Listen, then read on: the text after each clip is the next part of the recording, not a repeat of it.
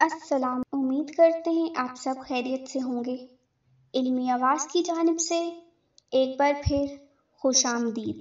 نسو ایک عورت نما آدمی تھا، باریک آواز، بغیر داڑھی اور نازک اندام مرد۔ وہ اپنی ظاہری شکل و صورت سے فائدہ اٹھاتے ہوئے زنانہ حمام میں عورتوں کا مساج کرتا اور میل اتارتا تھا۔ کوئی بھی اس کی حقیقت نہیں جانتا تھا، سبھی اسے عورت سمجھتے تھے۔ یہ طریقہ اس کے لیے ذریعہ معاش بھی تھا اور عورتوں کے جسم سے لذت بھی لیتا تھا۔ کئی بار ضمیر کی ملامت کرنے پر اس نے اس کام سے توبہ بھی کر لی، لیکن ہمیشہ توبہ توڑتا رہا۔ ایک دن بادشاہ کی بیٹی حمام گئی۔ حمام اور مساج کرنے کے بعد پتہ چلا کہ اس کا گریباں گوہر، موتی یا ہیرا کھو گیا ہے۔ بادشاہ کی بیٹی نے حکم دیا کہ سب کی تلاشی لی جائے۔ سب کی تلاشی لی گئی، ہیرا نہیں ملا۔ نسو رسوائی کے ڈر سے ایک جگہ چھپ گیا۔ جب اس نے دیکھا کہ شہزادی کی کنیزیں اسے ڈھونڈ رہی ہیں تو سچے دل سے خدا کو پکارا اور خدا کی بارگاہ میں دل سے توبہ کی اور وعدہ کیا کہ آئندہ کبھی بھی یہ کام نہیں کروں گا، میری لاج رکھ لے مولا۔ دعا مانگ ہی رہا تھا کہ اچانک باہر سے آواز سنائی دی کہ نسو کو چھوڑ دو، ہیرا مل گیا ہے۔ نسو نم آنکھوں سے شہزادی سے رخصت لے کر گھر آ گیا۔ نسو نے قدرت کا کرشمہ دیکھ لیا تھا اور ہمیشہ کے لیے اس نے توبہ کر لی۔ کئی دنوں سے حمام نہ جانے پر ایک دن شہزادی نے بلاوا بھیجا کہ حمام آ کر مساج کرے، لیکن نسو نے بہانہ بنایا کہ میرے ہاتھ میں مساج نہیں کر سکتا ہوں۔ نسو نے دیکھا کہ اس شہر میں رہنا اس کے لیے مناسب نہیں ہے۔ سبھی عورتیں اس کو چاہتی ہیں اور اس کے ہاتھ سے مساج لینا پسند کرتی ہیں۔ جتنا بھی غلط طریقے سے مال کمایا تھا، سب غریبوں میں بانٹ دیا اور شہر سے نکل کر کئی میل دور ایک پہاڑی پر ڈیرا ڈال کر اللہ کی عبادت میں مشغول ہو گیا۔ ایک دن اس کی نظر ایک بھینس پر پڑی جو اس کے قریب گھاس چر رہی تھی۔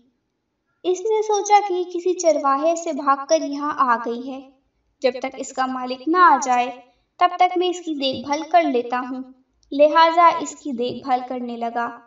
کچھ دن بعد ایک تجارتی قافلہ راستہ بھول گیا اور ادھر آ گیا، جو سارے پیاس کی شدت سے نڈھال تھے۔ انہوں نے نسو سے پانی مانگا۔ نسو نے سب کو بھینس کا دودھ پلایا اور سب کو سیراب کر دیا۔ قافلے والوں نے نسو سے شہر جانے کا راستہ پوچھا۔ نسو نے ان کو آسان اور نزدیکی راستہ دکھایا۔ نسو کے اخلاق سے متاثر ہو کر تاجروں نے جاتے ہوئے اسے بہت سارا مال بطور تحفہ دیا۔ نسو نے ان پیسوں سے وہاں کنواں کھدوایا۔ آہستہ آہستہ وہاں لوگ بسنے لگے اور عمارتیں بننے لگیں۔ وہاں کے لوگ نسو کو بڑی عزت اور احترام کی نگاہ سے دیکھتے تھے۔ رفتہ رفتہ نسو کی نیکی کے چرچے بادشاہ تک جا پہنچے۔ بادشاہ کے دل میں نسو سے ملنے کا اشتیاق پیدا ہوا۔ اس نے نسو کو پیغام بھیجا کہ بادشاہ آپ سے ملنا چاہتے ہیں، مہربانی کر کے دربار تشریف لے آئیں۔ جب نسو کو بادشاہ کا پیغام ملا، اس نے ملنے سے انکار کر دیا اور معذرت چاہی کہ مجھے بہت سارے کام ہیں، میں نہیں آ سکتا۔ بادشاہ کو بہت تعجب ہوا، مگر اس بے نیازی کو دیکھ کر ملنے کی طلب اور بڑھ گئی۔ بادشاہ نے کہا کہ اگر نسو نہیں آ سکتے تو ہم خود اس کے پاس جائیں گے۔ بادشاہ نسو کے علاقے میں داخل ہوا۔ خدا کی طرف سے مالک الموت کو حکم ہوا کہ بادشاہ کی روح قبض کر لے۔ چونکہ بادشاہ بطور عقیدت مند نسو کو ملنے آ رہا تھا اور رعایا بھی نسو کی خوبیوں کی گرویدہ تھی، اس لیے نسو کو بادشاہ کے تخت پر بٹھا دیا گیا۔ نسو نے اپنے ملک میں عدل و انصاف کا نظام قائم کیا۔ وہی شہزادی جسے عورت کا بھیس بدل کر ہاتھ لگاتے ہوئے بھی ڈرتا تھا، اس شہزادی نے نسو سے شادی کر لی۔ ایک بار نسو دربار میں بیٹھا لوگوں کی داد رسی کر رہا تھا۔ ایک شخص داخل ہوا اور کہنے لگا کہ کچھ سال پہلے میری بھینس گم ہو گئی تھی، بہت ڈھونڈا مگر نہیں ملی، برائے مہربانی میری مدد فرمائیں۔ نسو نے کہا تمہاری بھینس میرے پاس ہے، آج جو کچھ میرے پاس ہے وہ تمہاری بھینس کی وجہ سے ہے۔ نسو نسو نے حکم دیا کہ اس کے سارے مال اور دولت کا آدھا حصہ بھینس کے مالک کو دیا جائے۔ وہ شخص خدا کے حکم سے کہنے لگا، اے نسو، جان لو، نہ میں انسان ہوں اور نہ ہی وہ جانور بھینس ہے، بلکہ ہم دو فرشتے ہیں، تمہارے امتحان کے لیے آئے تھے۔ یہ سارا مال اور دولت تمہارے سچے دل سے توبہ کرنے کا نتیجہ ہے۔ یہ سب کچھ تمہیں مبارک ہو۔ وہ دونوں فرشتے نظروں سے غائب ہو گئے۔